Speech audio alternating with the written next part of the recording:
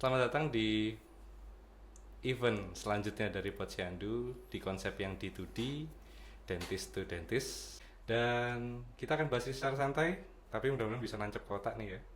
Hari ini sudah hadir bersama kita narasumber yang akan menguliti isi dari digital dentistry itu seperti apa.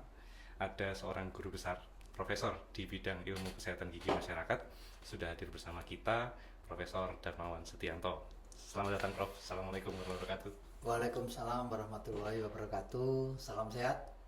Insya Allah. Semoga semua sehat dan selalu berkarya dengan sukses. Amin, insya Allah. Nah ini khas sekali seorang profesor ya. Jadi menginspirasi dan doa itu penting ya Prof ya. Jadi gini Prof, mungkin sebelum kita masuk ke teknis, tadi kita lagi ngobrolin prolognya digital dentistry. Nah ini kira-kira saya mau uh, tanya secara umum saja. Dari pandangan Prof itu digital dentistry itu konsepnya bayangannya seperti apa sih sebenarnya?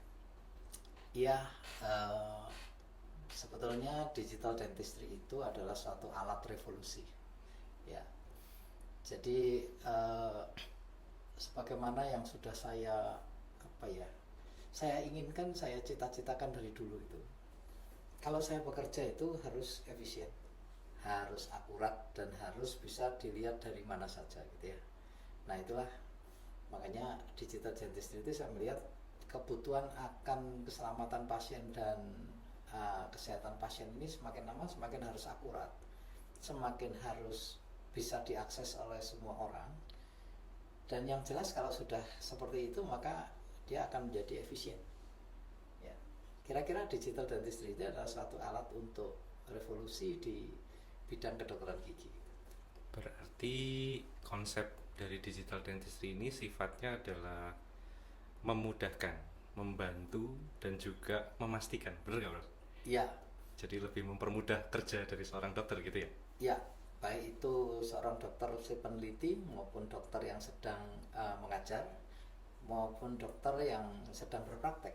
Oke. Dari situlah maka saya melihat bidang kedokteran gigi ini banyak hal yang karena tujuannya adalah keselamatan ya, patient safety dan untuk patient health, jadi kesehatan bagi pasien, maka nggak ada lagi yang penelitian harus nunggu-nunggu berapa lama kemudian baru ditemukan virusnya apa gitu. Saya bermimpi bisa lebih cepat. Dan saya juga melihat bahwa dokter gigi ini kan ya satu institusi pendidikan yang mengeluarkan produk ya. Nah, gimana biar cepat, biar efisien kita kalau ngajar, biar update dengan yang lain. Nah, itulah kemudian saya berpikir bahwa seorang dekan seharusnya itu mempunyai dashboard ya, sebab saya suka sama dashboard itu ya, dashboard mobil gitu ya. Bensinnya habis ada yang bilang kan gitu ya. Siap. Ini juga begitu. Jadi kalau pendidikan di rumah sakit itu seharusnya bisa diakses untuk bahan belajar. Nah, ada tutornya, ada dosennya, sehingga lebih efisien, sehingga tidak perlu lagi harus ngumpulin rekam medik dan lain sebagainya. Dengan adanya rekam medik, dengan adanya alat-alat penunjang yang lain, maka si penyelenggara pendidikan ini bisa dengan mudah melihat penelitiannya ini masih di sini nih, nggak gerak-gerak nih. Sedangkan yang pendidikan di sini, sedangkan yang practitioner ini sangat berhubungan dengan kebutuhan masyarakat, yaitu tadi itu kembali ke keselamatan pasien dan kesehatan pasien. Nah itu harus akurat, harus bisa diakses semua orang, dan harus efisien. Baik. Berarti kalau saya boleh sedikit tarik ke belakang ya, teman-teman yang mungkin baru mengenal Prof. Darmawan. Beliau ini dulu menjabat sebagai dekan di Fakultas Kedokteran Gigi Universitas Airlangga periode tahun 2015-2020, dan cita-cita beliau seperti tadi beliau sampaikan itu kalau proses penyelenggaraan pendidikan ini tercatat gitu aja Bro. Tercatat, tersinkronisasi di dalam satu sistem, terus bisa divisualisasikan dalam satu dashboard istilahnya Prof. Darmawan tadi, semacam dashboard di mobil. Jadi kelihatan indikatornya mana yang sudah mau lulus gitu ya Prof ya, mana yang masih kurang, mana mata kuliah yang mungkin perlu di approach untuk naik lagi nilainya, itu terlihat. Nah itu sudah masuk di konsep digital dentistry yang Prof cerita ya kalau di ranah pendidikan. Nah kalau di praktek ternyata seperti halnya kalau teman-teman dokter gigi berpraktek, ketika mulai dari anamnesa atau bahkan registrasi ya Prof ya, registrasi itu sudah data-data sudah tercatat, anamnesa, subjektif, pemeriksaan subjektif, objektif, dan seterusnya sampai rencana perawatan, andai kata tercatat dengan baik itu akan memudahkan segalanya, pengambilan keputusan termasuk Iya, ya. ya. Jadi bahkan begini ya. Kalau dulu kita ngomong digital dentistry itu yang paling populer ada teledentistry. Oh, Bagaimana oke. konsultasi tanpa bertemu gitu ya. Ya, terutama Itu pas COVID kemarin sih, ya ya agak booming ya. itu cikal bakalnya, cikal Iya. bakalnya. Tapi dengan adanya konsultasi yang terekam dengan baik, terdata dengan baik, maka akan bisa terjadi big data juga. Karena Iya. datanya masuk dan Masuk menumpuk ya. dan terekam dengan baik. Nah, Iya. setelah teledentistry ini orang sudah berusaha lagi mengenai bagaimana ya supaya pasien saya banyak bisa berkomunikasi dengan calon customernya gitu ya, calon pasiennya. Dan bahkan kita bisa tahu loh sekarang ini kalau misalnya pasien saya bulan depan ada berapa ya, kira-kira orangnya siapa, ini ibu-ibu yang suka belanja di mana kan gitu ya. Iya. Nah, itu hal-hal yang revolusioner ya menurut saya. Jadi bukan hanya marketing e-marketing yang dipopulerkan oleh banyak bidang, tapi kedokteran gigi punya itu kebutuhan itu dan sekarang sudah bisa dilakukan dengan baik. Baik.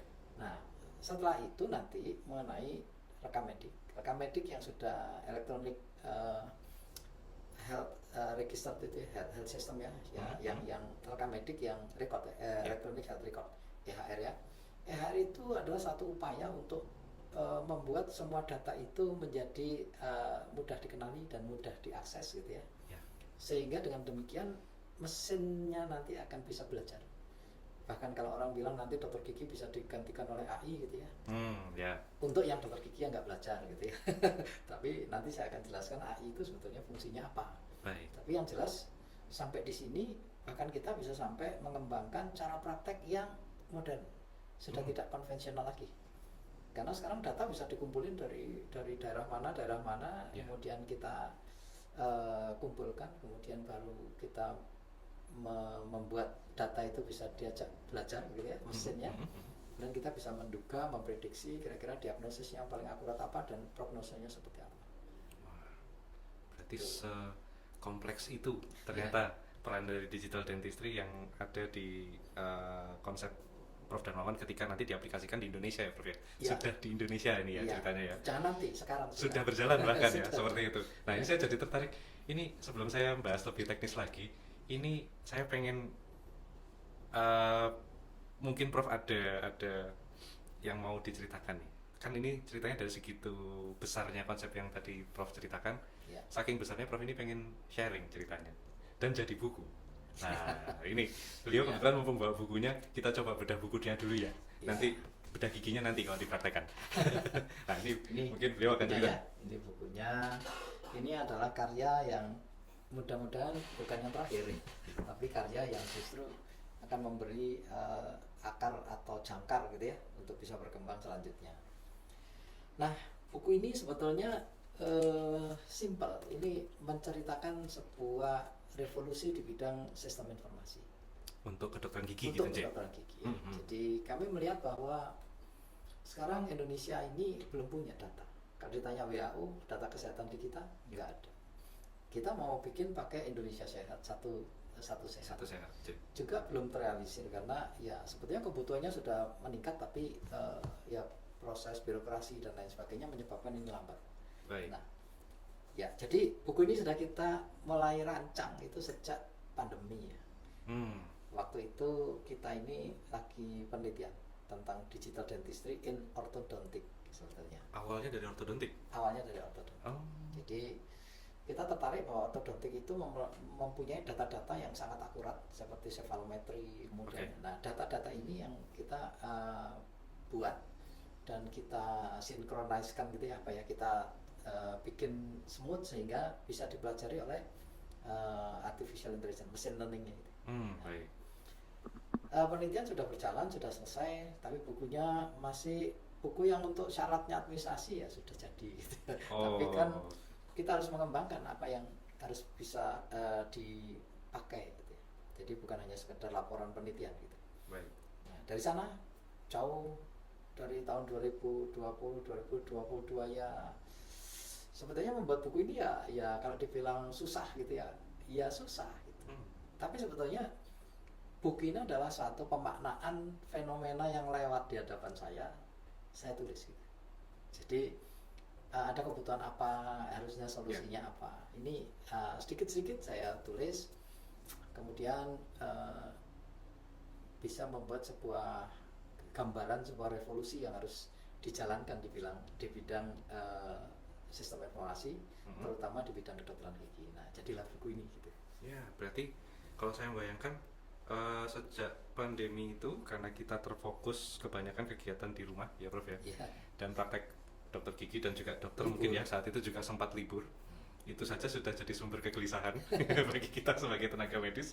Terus di sisi lain ternyata ada banyak sih Prof sebenarnya yang dari masa pandemi itu justru malah jadi titik balik ke sosok yang baru, Ya. ke produk yang baru, yaitu tadi mungkin istilah Prof revolusi tadi ya. Ya. Nah, dari kegelisahan Prof yang kalau saya nangkep tadi dari yang data-data nasional dan lain sebagainya, ini kok nggak segera dikumpulin, Ya. ditampilkan, diolah, dianalisis, akhirnya ya ini kayaknya udah harus move ya Ya. ke digital dentistry Ya. yang dalam konteks yang lebih luas gitu. Jadi Iya. Ada juga hambatannya ya. Biasanya barang yang dibilang baru gitu ya, itu selalu ada rejection dengan segala macam alasannya gitu. Jadi ya, mulai pandemi itu banyak yang kita lakukan, kita upayakan, tapi belum bisa real gitu ya. Makanya belum bisa jadi buku yang ditulis karena pemaknaannya ini belum jadi gitu ya. Tapi dalam pandemi itu memang betul, itu titik balik ya. Jadi konsep pemasaran klinik pun berubah. betul. Yang tadinya orang percaya bahwa klinik itu harus ditunggoni, kalau nggak ditungguin nggak ada rezekinya. Betul, harus datang terus. Iya, ada atau tidak ada pasien itu Yes. sangat tidak efisien ya. Betul. Tapi dengan revolusi ini, kenapa saya bilang revolusi? Karena 2 tahun lagi barangkali sudah berubah. Jadi nggak bisa seperti dulu. Baik. Alon-alon asal kelakon gitu. Nggak bisa. Sekarang pasar meminta seperti itu, ya kita harus tanggap. Itulah disebut revolusi. Makanya Ya. dan ketika revolusi itu masih diperdebatkan orang selalu kan. Lah kalau Anda mau ke sana ya harus ada ahli informatikanya gitu ya. Harus ada begini. Saya akan luruskan sebetulnya. Baik. Ya terjadinya sebuah buku, terjadinya sebuah karya, terjadinya sebuah penelitian, itu karena kebutuhan. Kebutuhannya bukan dari bidang informatika, kebutuhannya dari kami, Ya. dari dokter gigi, mulai dari praktek sampai ke penelitian sampai ke pendidikan. Nah, kebutuhan dari kita. Masa yang nulis orang informatika? Ya, ya. Gak mungkin. Jadi yang menulis harus kita. Lalu gimana? Kok kayak orang pinter aja bisa nulis begitu?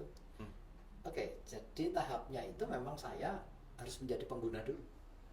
Ya, setelah Pengguna dari teknologinya pengguna gitu dari ya. teknologinya, Ya. saya harus pernah mengalami itu. Gitu ya. Oke. Dari sana kebutuhan itu akan selalu bertambah dan itu membutuhkan ART gitu ya. Oh, apa itu? Asisten rumah tangga gitu ya. Maksud saya Ya, maksud saya begini, secara robotikal. AI, robot AI dan ini- lain sebagainya itu pembantu saya gitu. Yes. Jadi bukan mereka yang mendikte saya harus apa, tapi kebutuhan saya memerlukan dia, sehingga akan menjamin keamanan pasien ya, patient safety, kemudian kesehatan pasien, keakuratan, accessibility dan itu. Ya. Nah disitulah kebutuhan itu mulai dari kita. Lalu siapa yang harus menulis kalau bukan kita? Betul. Jadi ada beberapa teman yang ketika kita mengerjakan sesuatu, ya mana orang informatikanya? Nah ini bukan kebutuhan mereka, ini kebutuhan kita. Tapi ketika kebutuhan kita itu harus cepat, akurat, aksesibel, cepat, nah kita perlu bantuan. Ya. Yang dalam hal ini AI ya, dalam hal ini digital dan AI, artificial intelligence. Jadi jangan keliru, nanti semua dianggap bahwa nanti semua orang dokter gigi bisa digantikan dengan AI. Ya kalau kebutuhannya bukan dari kita, maka bisa saja begitu.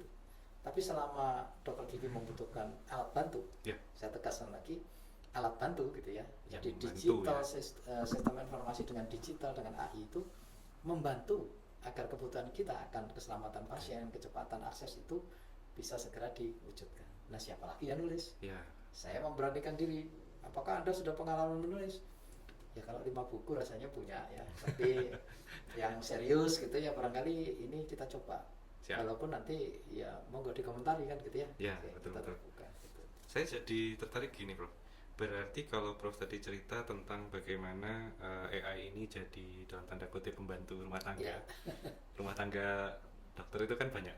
ada di medis, ada yang kalau jadi dosen ya di akademis ya Prof ya, ada juga yang jadi peneliti, ada juga yang jadi mungkin praktisi kalau sekarang sebetulnya self dentist mungkin ya, self dentist dan lain sebagainya. Ini kan suka tidak suka, mau tidak mau dengan adanya tambahan bantuan dari helper berupa digital dentistry yang modenya banyak lah, ada, saya sebutnya mode, ada AI, ada machine learning dan lain sebagainya. Ini kan sebetulnya kalau saya boleh tangkap dari yang dipesankan Prof tadi itu semacam asisten, semacam teman untuk bertukar pikiran dan lain sebagainya.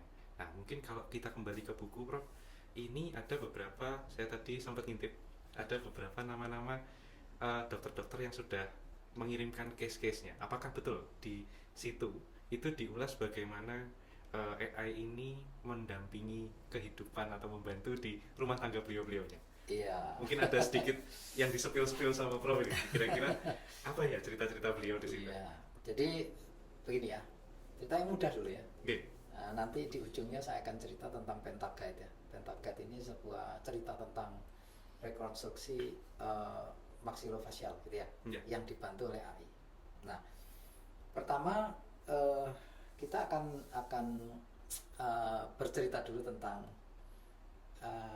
gimana ya, apa yang sudah kita lakukan ya dengan ini ya. Betul. Merasa dipermudah dengan ini ya, karena dia pembantu kita gitu ya. Betul. Saya dulu kalau menulis buku ada timnya 10 gitu ya. Itu contoh saja gitu ya. Tapi sekarang lebih efisien, datanya bisa diakses dan kita bisa terinspirasi dari pemikiran orang sedunia begitu ya. Nah, menjadi semakin cepat. Nah, juga yang saya ceritakan mengenai klinik-klinik sekarang ini saya sebenarnya terinspirasi dari Dental Journal juga ya. Dental Journal itu pemimpinnya sekarang di luar negeri semua, tapi Dental Journal tetap jadi Q3 dan akan semakin meningkat. Artinya semua itu akan terlayani karena akses data itu bisa kita ambil dari mana. Demikian juga dengan praktek. Zaman sekarang praktek itu bisa di remote gitu ya. Klinik itu bisa satu di Surabaya, satu di Batam, 3 di Batam, 3 di Jakarta begitu. Itu dengan salah satu dibantu oleh ART kita tadi ya. Dengan accessibility itu semua jadi lebih efisien. Jadi kalau saya boleh cerita ya, yang saya tahu ini sekarang ada beberapa remote klinik yang sudah bisa dikendalikan dengan efisien dan nggak perlu lagi satu klinik satu direktur gitu ya. Tapi dengan kemudahan akses baik itu dari manajemen maupun case-nya dari manapun, dari Australia, dari mana bisa dikirim ke pusat ya, dianalisis. Sehingga rencana terapi dan lain sebagainya, kemudian alat yang dipergunakan, alat yang dibutuhkan, ada prediksi-prediksi misalnya sampai ya rekonstruksi oral mandibula itu ya sampai pemotongan itu ada guide-nya gitu ya. Yang bisa dilakukan nggak usah ke sana, nggak usah ketemu pasien gitu ya. Nah, jadi itulah yang terjadi bahwa klinik pun sekarang bisa di remote dengan kualitas yang bahkan lebih baik daripada klinik yang ditunggoni setiap saat gitu ya. Nah, itu ya. Lalu kemudian dari situ kita juga bisa memprediksi pasar. Ya, ini yang cerita-cerita yang sudah dilalui di Indonesia ya. Bahkan tim di kami ada satu tim dokter bedah ya yang ini menuju ke Pentaguide tadi itu. Bahkan orang Australia juga bingung. Kok Anda bisa buat begini gitu. Nah, jadi seperti yang kita tahu ya, rekonstruksi maksilofacial itu banyak kesulitannya. Tantangannya besar juga. Karena kasusnya banyak kasus kecelakaan, tumor, kanker yang harus digantikan rahangnya, dan itu perlu guide yang benar-benar presisi, yang tidak bisa kalau tanpa digital gitu ya. Nah, jadi penyatuan antara data-data 2 dimensi, 3 dimensi, kemudian dibuatlah percampurannya sehingga membuat sebuah landmark gitu ya. Sehingga bisa di print, sehingga kita tahu, kita dulu kalau harus dibuka dulu baru tahu di dalamnya kayak apa. Sekarang ini bisa dibuat model yang persis gitu. Nah, dari situlah operasi tidak perlu dilakukan 2 kali, sekali aja selesai. Karena model awalnya sudah dipelajari duluan. Iya, model awalnya ada data taking mengenai foto 2 dimensi, 3 dimensi semua, CBCT mau CT scan mau apa itu disatukan. Dan itu bukan sesuatu yang menurut itu semua ada teknologinya dan semua mudah gitu ya. Jadi dalam buku ini saya bercerita tentang capaian, tentang misalnya ada remote clinic, kemudian ada juga Pentaguide yang sebagai bukti bahwa untuk praktisi pun untuk membuat sesuatu lebih efisien, lebih akurat itu ya ini dibantu oleh digital dan AI gitu ya. Ya, Jadi ini ceritanya revolusi ya, dan bukti-bukti ya yang sudah saya, memang sih buku ini terlalu banyak kata-kata gitu ya, siapa sih yang mau baca gitu ya, tapi Enggak. ya harus ada sesuatu yang harus bisa kita buat. Ya, saya kira udah betul Prof. Ini kalau buku memang isinya harus kata-kata, kalau isinya gambar jadi komik. Iya. Kalau isinya gambar jadi komik.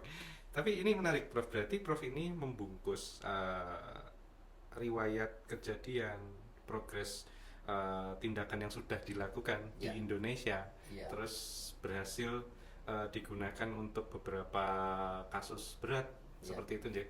Nah, itu ternyata tidak lepas dari assisting dari teknologi Sangat. AI ini gitu ya. Ya. Nah, ini yang diceritakan di bukunya Prof ya. Ya.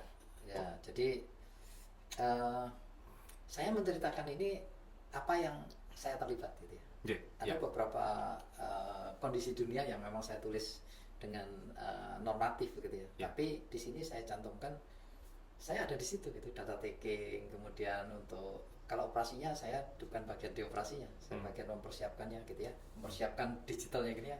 Ya, jadi Background proses istilahnya. ya, Ya. jadi saya tahu betul apa yang sudah dilakukan dan apa yang bisa. Bahkan tim ini sekarang sudah lebih lah dari 20 case Wow. yang nantinya akan kita ulas juga. Nah, menarik. Berarti nanti ada seri selanjutnya. Iya. Ada seri selanjutnya Ada dari serial case gitu ya. serial case dari kelanjutan dari, kalau saya boleh bilang ini kayak cerita perjalanan teknologi diimplementasikan di praktek ya ceritanya ya, Bro. Dan saya juga ingin berterima kasih kepada teman-teman dari komunitas kami IPKES Gimi gitu ya. Oh, oke. Sebab di sini sistem information itu menjadi salah satu bagian dari kompetensi di domain 5 gitu ya. Saya merasa tim komunitas ini ada gerakan yang mampu maju gitu ya. Nah, oleh karena itu saya berusaha membuat buku ini bukan karena saya tidak ada kompetensi, saya punya pengalaman. Nah, ini ilmu dari ilmu kesehatan gigi masyarakat yang bisa kita kontribusikan untuk para peneliti, para pengajar, dan juga para praktisi gitu ya. Nah, inilah saya sangat salut teman-teman juga di Puskimi. Saya mau mudah-mudahan nanti the next itu ada gerakan dari sini lah. Iya. Ya. Karena di domain itu ada tentang kajian sistem informasi dan manajemen layanan kesehatan kan ya, Prof ya, di domain ilmu kesehatan gigi masyarakat, sehingga pengembangan sekarang menuju ke arah digital dentistry ya sudah jadi tanggung jawabnya ya harusnya. Kalau saya bilang gitu sih. Tapi kalau saya mau luruskan lagi, bukan digital dentistry-nya, tapi sistem informasi yang berevolusi. Oh, baik. Dengan bantuan digital gitu ya. Siap. Jadi lebih advance lagi diolahnya. Iya. Jangan dengan demikian kita itu lebih cepat berkembang. Ya. Ya. Sekarang katakanlah Dr. Gilang ini termasuk penulis ya, terima kasih. Jadi beliau ini membimbing praktek kerja lapangan. Itu ada serial case yang bisa dibuat. Yang dulu itu kita selalu sulit ya membuat begini. Tapi dan adanya sistem informasi yang bagus, data-data PKL bisa dikumpulkan dengan bagus, lalu kita bisa membuat sebuah bukan hanya penelitian tapi juga hasil daripada pengabdian masyarakat atau PKL ini menjadi sebuah buku atau menjadi sebuah acuan reference dari gerakan selanjutnya gitu ya. Jadi menurut saya sudah waktunya ya kita bergerak gitu. Memetakan kebutuhan mungkin ya untuk yang di ranah akademis, karena saya juga ini ya karena Prof Darmawan nyeret saya sih, jadi harus ikutan nulis di situ. Itu lebih ke arah memang saya sepakat kalau sekian banyak data yang ada di Indonesia itu selama ini seperti kita tahu di banyak lini ya kayaknya Prof, yang nggak hanya kesehatan atau bahkan kesehatan gigi aja, itu seolah-olah setelah dikumpulkan biasanya masuk gudang. Dan kita selama ini menyanyiakan beberapa kekayaan itu menjadi kurang begitu bernilai, sementara AI atau mungkin nanti kita bisa bikin machine learning sendiri misalnya ya, harapan itu nanti bisa jadi kembali ke yang tadi di awal cita-citanya Prof 5 tahun yang lalu, bahwa dashboard ini tuh sebetulnya adalah pooling data data masuk semua, tapi nggak boleh belok ke gudang, harus diolah dulu, Ya, diterjemahkan sampai pada akhirnya bahkan kalau nanti di ranah akademik kita bisa benar-benar tahu yang seharusnya masuk ke fakultas kita itu Ya. anak-anak yang seperti apa dan dari mana gitu ya. kan. Bahkan ngerinya lagi ya, ngerinya lagi dari data-data semua itu. Apa yang dulu dibilang kebijakan, senyum, Mhm. apa yang dikatakan tidak bisa diganti oleh AI, sekarang bisa. Buktinya ada orang yang nikah dengan AI gitu ya. Itu ekstrim tapi ya. Ya, tapi Saking intinya cintanya begini, dia sama AI. intinya begini, kebijakan itu juga bisa dipelajari. Bisa, Ya, betul. ya, jadi Saya ada sepakat. sifat-sifat kalau kita sering penelitian tentang perilaku anak dalam kunjungan ke dokter gigi itu kita bisa pelajari. Dan bahkan dokter yang katanya bijaksana, oh kalau begini, oh nanti nggak bisa di SOP-kan seperti ini. Baik. Nah ini sudah di SOP-kan gitu ya. Kalau kita menggunakan data-data bantuan yang digital dan AI ini gitu. Ya, ya. Jadi kuncinya sih sebetulnya let's do it gitu ya. Kalau enggak, yang namanya revolusi itu tentu tidak nunggu 5 tahun. Barangkali 2 tahun lagi kita sudah ketinggalan lagi lebih jauh. Sudah berubah lagi teknologinya ya, Iya. sudah lebih naik lagi. Nah ini saya jadi sejujurnya malu di usia Prof yang sekarang, di kapasitas Prof yang sekarang, visioner sekali ketika melihat seperti ini. Dan saya nggak apa ya, saya kalau boleh dapat insight dari Prof, kira-kira ya ya dokter ya dosen ya sebagai peneliti ini memikirkan hal yang seperti ini kan bukan hal yang sehari 2 hari jadi ya Prof. Ya. Jadi kan itu yang pertama. Terus berkolaborasi dengan teman-teman yang di sini, yang klinisi-klinisi ini juga bukan hal yang mudah untuk meyakinkan mereka pada sebuah konsep yang baru seperti tadi Prof Ya. juga sampaikan.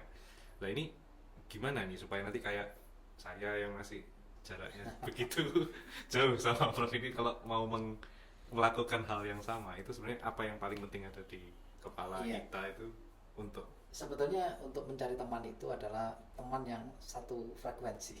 Kalau mau diterjemahkan lagi satu kebutuhan. satu kebutuhan. Ya. Baik. Saya ini pernah berusaha membuat sebuah penelitian dengan tim ini. Penelitian yang dimasukkan dalam matching fund tapi alhamdulillah belum bisa didanai. Alasannya mudah kok. Pengusulnya ini bukan orang informatika. Kan lucu ya? Oke, baik. Ya, jadi- dari background ya. Ya, jadi waktu itu kami sudah mengumpulkan orang-orang informatika dari kampus sebelah, ya, dari kampus kita sendiri. Kemudian mereka itu sebetulnya membantu kita gitu, karena kebutuhan ada pada kita. Saya terinspirasi juga dengan alat apa ya, satu begini, orang ortopedi itu punya yang namanya robot untuk melakukan sebuah prediksi yang tepat gitu ya. Titik-titik mana yang harus dipasang skrup sehingga tulang belakang ini bisa. Oke. Nah itu dia punya robot yang namanya robot pendeteksi ya, apa ya namanya itu pengarah gitu ya, pengarah. Semacam guidance gitu ya. Dia Iya. jadi memetakan titiknya harusnya di mana Iya. gitu ya. Jadi kami ini bekerja sama itu dengan para praktisi gitu ya. Ya. Karena apa? Karena sama kebutuhannya. Ini kenapa sih kok ada layanan yang selalu harus operasi bolak-balik, selalu ya mohon maaf ini barangkali yang agak kontroversial ini adalah ternyata dokter-dokter bedah yang muda ini itu mereka bisa bersatu gitu ya. Ya, bisa bersatu dalam hal satu kebutuhan tadi itu. Ya dengan interest yang sama, Iya. dengan visi Nah, yang itu yang sama penting. juga ya. Lalu dari anak-anak muda dokter-dokter bedah yang punya kebutuhan itu saya mempunyai apa ya, kayak satu langkah yang sama gitu ya. Saya kepingin ini bisa diwujudkan. Dan akhirnya sekarang ini sudah ada 19-20 operasi yang bahkan lebih barangkali yang sudah siap nanti dipublikasikan lagi gitu. Oke. Tapi intinya anak-anak muda ini sebetulnya perlu ditelisik dulu gitu. Mulailah dari kebutuhan. Tidak bisa kita mulai dari perkoncoan itu. Soal perkoncoan yang banyak itu belum tentu kita akan berhasil. Tapi sama punya satu kebutuhan dan itu yang nantinya akan bisa menyatukan kita semua. Baik. Dengan visi yang sama, tujuan penggunaannya mungkin cita-citanya sama, Ya, patient safety-nya yang diutamakan juga, sehingga harus menentukan grid-grid atau mungkin titik-titik mana yang harus diidentifikasi dan intervensi Ya. sebelum operasi sebelum operasi dengan tepat, dengan lebih tepat, akurat. Nah ini yang memang jadi ranah helping thing-nya dari Ya. si alat ini kepada kita. Ya. Jadi mungkin Tapi pesannya atas di sana. kebutuhan kita gitu ya. Atas kebutuhan kita, atas permintaan kita, Iya. atas guiding dari kita. Iya, lalu Gitu kita ya. dibantu. Jadi andaikan saja kita harus dibantu oleh 100 orang gitu ya. Mhm. Dengan cara-cara kita menggunakan AI ini dengan benar, maka mungkin cuma 2 orang, 3 orang sudah selesai gitu. Ya, Ya, jadi jadi lebih efisien juga ya. intinya revolusi ini menuju sesuatu yang itu tadi akurat, kemudian accessible, yang nomor 1, yang itu adalah efisien. Efisien. Itu kuncinya. Ya. Dan Ini ya seperti itu. ini jadi, kalau saya boleh mungkin sebagai closing statement juga nih dari Prof, sebelum kita akhiri, mungkin kalau ada beberapa challenge yang Prof lihat di masa yang akan datang. Kalau tadi kan kita melihat pemanfaatan AI itu lebih dari sekedar hanya kayak biasanya kita kan nyari atau nanya sesuatu di internet lewat Google, Ya. saya ingin mencari tempat makan terenak. Ya. Nah, akhirnya dia membuat opsi banyak. Ya. Lalu kalau ada tetangga tanya atau keluarga tanya, kita tinggal kopas dari Google, kirimkan, selesai. Iya, biasanya begitu. Biasanya begitu. AI ini ternyata tidak begitu cara mainnya, Jack. Jadi kita lebih ke arah ngajari. Kalau saya pikir, kalau dari ceritanya Prof ini tadi, Iya. saya nangkapnya kita ngajari dia untuk berpikir seperti kita, Ya. dan akhirnya jadi teman. Iya. 100 teman tadi jadi nggak perlu, jadi cukup 2 AI Ya. ngobrol sama kita. Begitu mungkin ya. Iya, saya kira itu intinya ya. Jadi teman-teman jangan melihat digital dentistry ini sebuah momok yang besar, yang seakan-akan kita tidak bisa mencapainya gitu. Jauh. Ini juga sebuah cerita ya, ketika saya menyampaikan buku ini gitu ya. Ternyata saya dapat teman dari Malaysia nih, Prof. Ardianto tadi itu. Ya. Nah, Prof. Ardian sama juga ada ini nih, guru besar patologi ini. Ya. Dia lagi men-challenge saya gitu. Oh. Kalau patologi itu apa ya digitalnya gitu? Nggak mungkin kemampuan kompetensi patologi itu digantikan oleh mesin. Apa ya kan gitu ya? Oh. Nah ini malah jadi challenge. Jadi sebetulnya baru. ya itulah bahwa teman-teman dulu ya kita akan bisa membayangkan membuat foto 3 dimensi dari muka, kepala sampai utuh itu. Kita harus bayangin ada alat scanner dan macam-macam. Itu sekarang pakai handphone saja. Bahkan sekarang bisa sudah disediakan aplikasi untuk menggunakannya. Seperti Smile Genie gitu ya. Smile Genie itu kita bisa memperlihatkan pasien kira-kira nanti gigimu ini kondisi seperti ini. Kalau sudah di orto, sudah diperbaiki, jadinya seperti ini. Ya. Tapi itu sekali lagi jangan selalu diartikan bahwa Anda menjanjikan sesuatu itu tidak etik gitu ya. Ya. Bukan seperti itu gitu. Tapi seseorang sekarang itu perlu informasi bahwa kalau Anda rawat, kalau misalnya Anda merawat saya, kira-kira Anda akan mengupayakan seperti apa dan saya akan jadi seperti apa. Betul. Selalu ada. Steppingnya juga mereka Iya. pengen tahu ya, Prof ya. Dan mereka ingin selalu ingin tahu gambarnya mana. Ya. Ya. Sekarang nggak bisa dokter cuma ceramah aja gitu pakai poster gitu, nggak bisa. Ya, jadi masang implan saja kan pasti dijelasin dengan gambar kan Ya. begitu. Jadi menurut saya selalu mengajak ya, dan ingat bahwa digital itu adalah alat ya, Baik. dengan AI-nya itu yang akan membantu kebutuhan kita bisa terpenuhi secara efisien, akurat, dan akses, Ya. bisa diakses oleh semua orang. Ini penting. So kemungkinan saya pernah mencoba sebuah AI ya. Saya men-challenge AI ini sampai di mana sih dia seriusnya gitu. Kadang-kadang saya tanyakan 5 tahun ke depan, 10 tahun ke depan, nggak ada hasil. Ya. Karena dia sendiri barangkali tahu bahwa ini revolusinya ini tahunan, bukan 5 tahunan gitu ya. Dan berjalannya bisa jadi lebih cepat Lebih daripada cepat. yang kita perkirakan, karena Ya. sekali lagi AI itu artificial intelligence, kecerdasan buatan. Ya. Kalau banyak orang yang melatih dia lebih cerdas, Iya. kita ketinggalan. Ya. Betul ya? Gitu ya, Prof? Ya, Oh. saya kira itu ya. Jadi mungkin dari saya hanya mengajak semuanya, terutama dari komunitas saya ini ya, Ifkes Kimi, supaya ayolah kita akan melayani ya. Intinya bukan kita ingin sebuah eksis gitu, enggak. Ya. Kita ingin melayani, untuk yang melayani yang mau penelitian, melayani yang mau pembelajaran, dan melayani praktisioner. Kan saya kira mungkin itu dari saya. Baik, Prof. Berarti menggunakan AI ini yang mungkin dengan literasi kita secara umum saat ini, AI atau kecerdasan buatan ini adalah robot yang akan merawat pasien, literally robot. Jadi ada robot datang merawat pasien. Kayaknya kok nggak gitu ya sebetulnya. Nggak gitu, tapi lebih ke arah sisi humanisnya dokter itu dengan bantuan kecerdasan buatan ini terbantu karena sudah dibantu ngobrol dulu Ya, dengan para, dalam tanda kutip, teman-teman dari AI ini, ya, dengan tujuan jangan sampai pasien ini atau pasien kita jadi lebih parah atau mungkin lebih sakit. Ya istilahnya konsep etikanya ya jadi do no harm lah ke pasien. ya, Jadi patient safety-nya tetap diutamakan. Dengan bantuan AI ini kita jadi punya teman untuk ngobrol, teman untuk memutuskan, dan juga bahkan menunjukkan kalau kita ajari dulu. Bener kan bro? iya. Nggak serta-merta kayak copy paste, nggak serta-merta Iya. kayak naro. Jadi jawabannya AI itu bisa kita set, Yes. artinya harus dari kita. Jangan digunakan untuk cheating ya. Siang ini saya menemukan cheating dari mahasiswa saya. Mhm. Dia menggunakan AI tapi dia tidak mengerti. Oh, Tapi oke. jadilah sebuah makalah yang Paper bagus. gitu ya? Paper. Yes.